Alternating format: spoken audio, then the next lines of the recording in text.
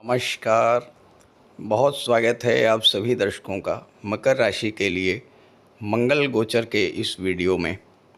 शनि से दृष्ट मंगल, क्या मंगल करेंगे अमंगल?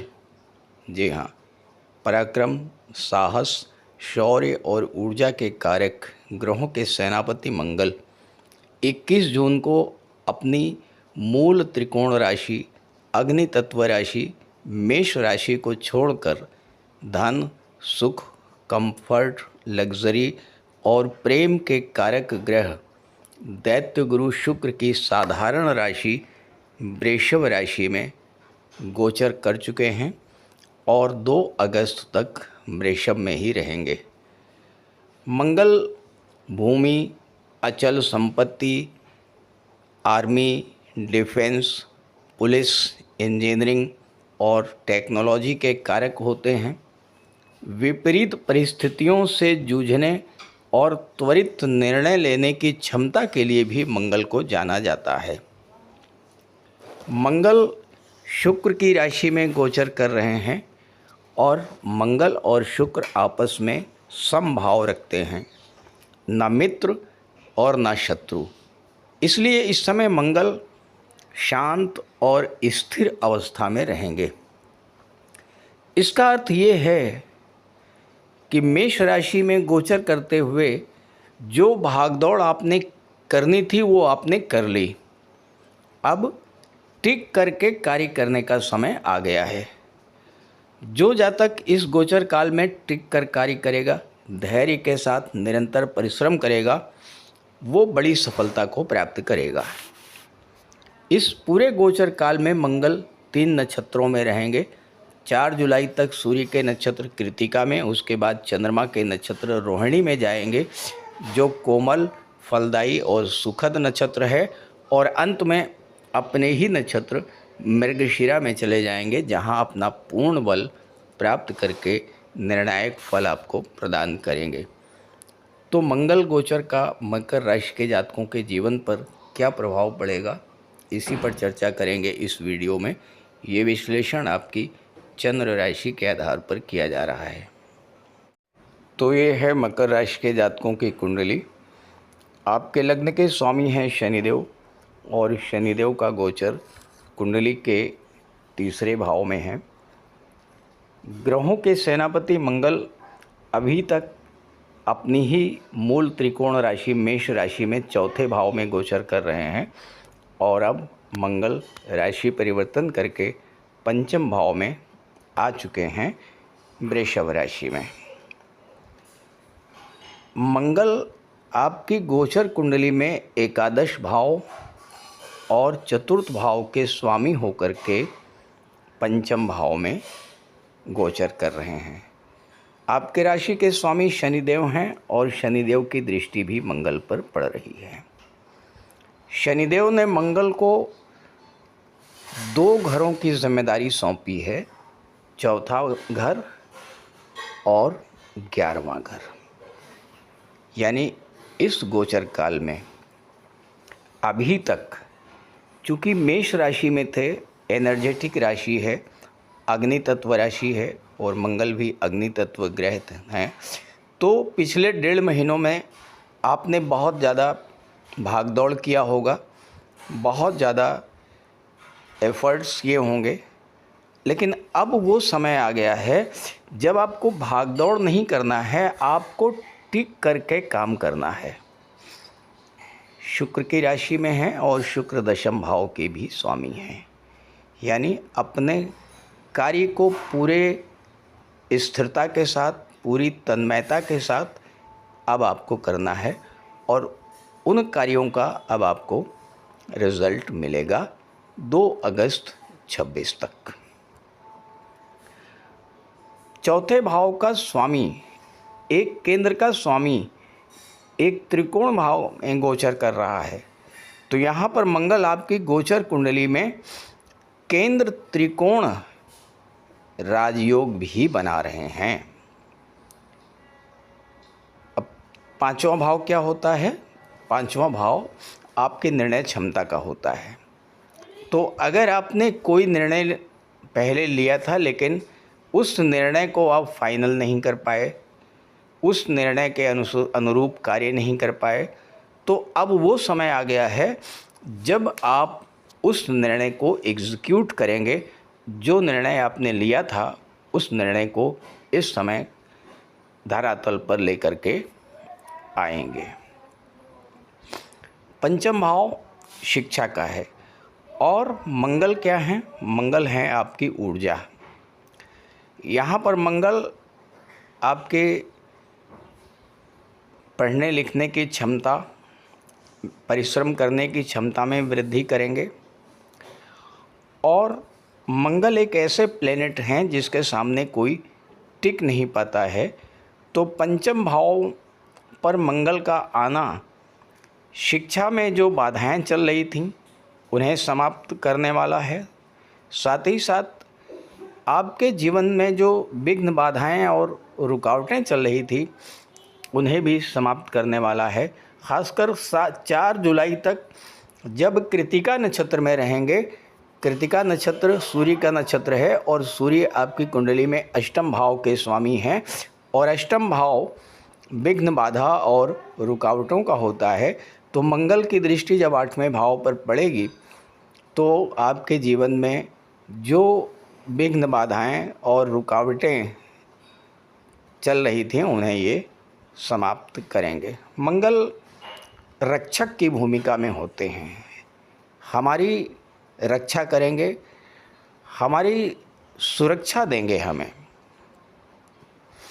तो जीवन में चल रही परेशानियों से, रुकावटों से मुक्त होकर के एक सुरक्षा की भावना के साथ शांतिपूर्वक हम अपने कार्यों को कर पाएंगे। अब शनि की दृष्टि पड़ रही है। शनि क्या करते हैं? शनि चीज़ों को स्लो कर देते हैं। तो आपके शिक्षा में जो बाधा आई या शिक्षा में जो धीमापन आया, मंगल के आते ही वो धीमापन दूर हो जाएगा और आपकी शिक्षा को एक नई गति मिलेगी, एक नई ऊर्जा आपके अंदर संचरित होगी। मंगल 7वीं दृष्टि से आपकी कुंडली के एकादश भाव को देख रहे हैं और चौथे भाव के स्वामी हैं। तो चौथे भाव और 11वें भाव का संबंध बन रहा है। दोनों के स्वामी केंद्र त्रिकोण राजयोग बना रहे हैं। 11वां भाव आपकी इच्छा पूर्ति को दर्शाता है। तो किस तरह की इच्छाएं आपकी पूरी होंगी? चौथे भाव से संबंधित, पंचम भाव से संबंधित जो आपकी इच्छाएं अधूरी हैं वो इच्छा पूरी होगी। यानी प्रॉपर्टी से रिलेटेड कोई बड़ा काम इस समय आपका बन सकता है। संतान को लेकर के आपके मन की जो चिंताएं थी वो समाप्त हो सकती हैं। जो लोग संतान प्राप्ति के इच्छुक हैं उनको संतान प्राप्ति का भी योग इस समय बन रहा है। मंगल गति के कारक हैं। 11वें भाव को देखेंगे। 11वां भाव आपकी इनकम को दर्शाता है। आपकी इनकम में गति आएगी, यानी पैसा आपका जो रुका हुआ था अब वो तेज़ी के साथ आपके पास आना शुरू होगा। जो लोग जॉब में हैं उनको तो एक स्थिर इनकम होती है, लेकिन जो लोग बिजनेस में हैं उनके लिए मंगल का ये गोचर आय के साधनों को बढ़ाने वाला होगा। एक्स्ट्रा सोर्स ऑफ इनकम बढ़ेंगे। और एक चीज़ और मैं आपको बता दूं कि गुरु सप्तम में बैठ करके गुरु भी 11वें भाव को देख रहे हैं। 11वें भाव पर मंगल और गुरु दोनों का प्रभाव है। तो जिस भाव पर 2 ग्रहों का प्रभाव होता है उस भाव से संबंधित फल तो मिलते ही मिलते हैं। तो इस समय आपकी इनकम बढ़ेगी। दूसरी चीज़, गुरु ज्ञान के कारक हैं, मंगल पराक्रम के कारक हैं। समाज के पराक्रमी, ज्ञानवान, प्रतिष्ठित व्यक्तियों से आपके संबंध इस समय बेहद मजबूत होंगे। क्योंकि 11वां भाव आपके सोशल सर्किल का होता है। तो आपके मित्रों में ऐसे लोग होंगे जो कि उच्च पदस्थ अधिकारी होंगे या बड़े राजनेता होंगे और उनके सहयोग से आपके जो कार्य अधूरे हैं वो कार्य आपके बनने शुरू होंगे। जो इनकम आपकी इस समय है, जो लाभ इस समय आपको मिल रहा है वो तेज़ी के साथ बढ़ना शुरू होगा। क्योंकि लाभ के स्वामी जो हैं वो हैं मंगल, और मंगल जो हैं वो पंचम भाव में, त्रिकोण के भाव में बैठे हुए हैं।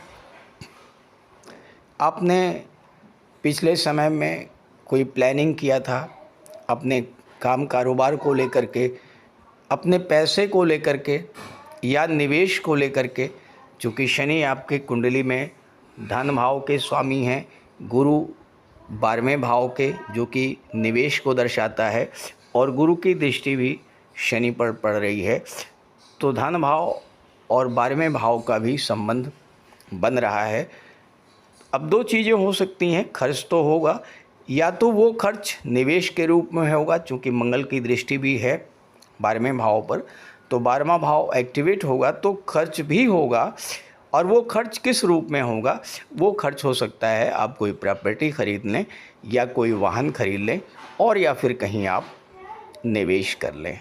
इस तरह की चीज़ें आपके लिए इस गोचर काल में होने जा रही हैं। अब 12वां भाव एक्टिवेट हो रहा है, 12वां भाव विदेश का होता है, तो विदेश संबंधी जो कार्य हैं वो आपके इस समय पूरे होंगे। विदेश में आप जॉब कर रहे हैं या विदेश में कोई शिक्षा ग्रहण कर रहे हैं, तो दोनों ही स्थितियों में ये समय आपके लिए अनुकूल रहेगा। अब अनायास जो खर्चे हो रहे थे उन पर रोक लगेगी, नियंत्रण कर पाएंगे खर्चों पर। और साथ ही साथ एक्सपोर्ट इंपोर्ट से संबंधित जो लोग व्यापार व्यवसाय कर रहे थे उनको बहुत अच्छी सफलता मिलेगी। मंगल को भूमि पुत्र कहा गया है। भूमि के कारक ग्रह की दृष्टि 12वें भाव पर, निवेश के भाव पर पड़ना ये दर्शाती है कि प्रॉपर्टी से संबंधित निवेश की प्लानिंग जो आपने बनाई थी उसको पूरा करने का समय अब आ चुका है। शनिदेव तीसरे भाव में चल रहे हैं, और शनिदेव का तीसरे भाव में गोचर करना एक बहुत अच्छी स्थिति है। शनि यहाँ पर आपके अंदर पराक्रम पुरुषार्थ में तो वृद्धि करेंगे ही करेंगे, लेकिन यात्राएं आपको कराएंगे, और वो जो यात्राएं होंगी उन यात्राओं से आपको लाभ भी प्राप्त होगा। संतान को लेकर कोई चिंता चल रही थी, वो चिंताएं समाप्त हो रही थी।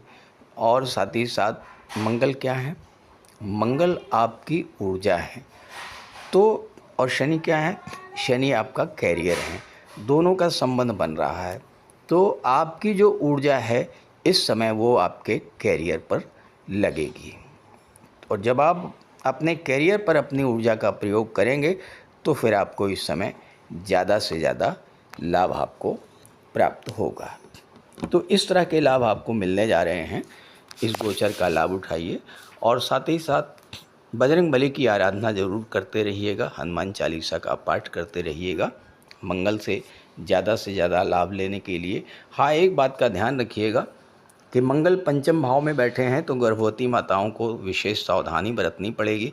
और चूँकि अष्टम में केतु बैठे हैं और केतु पर मंगल की दृष्टि पड़ रही है, तो वाहन चलाते समय भी सावधान रहिएगा, चोट चपेट एक्सीडेंट की भी घटना घटित होने का योग बन रहा है। अब ये तो एक जनरल प्रेडिक्शन है, मकर राशि के 1-2 नहीं करोड़ों जातक हैं, तो क्या सबके साथ एक जैसा ही होगा?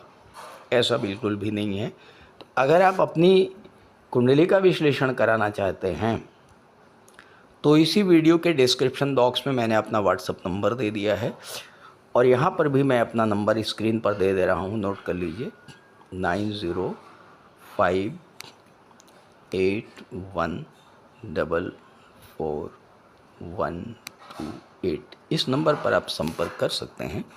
नमस्कार।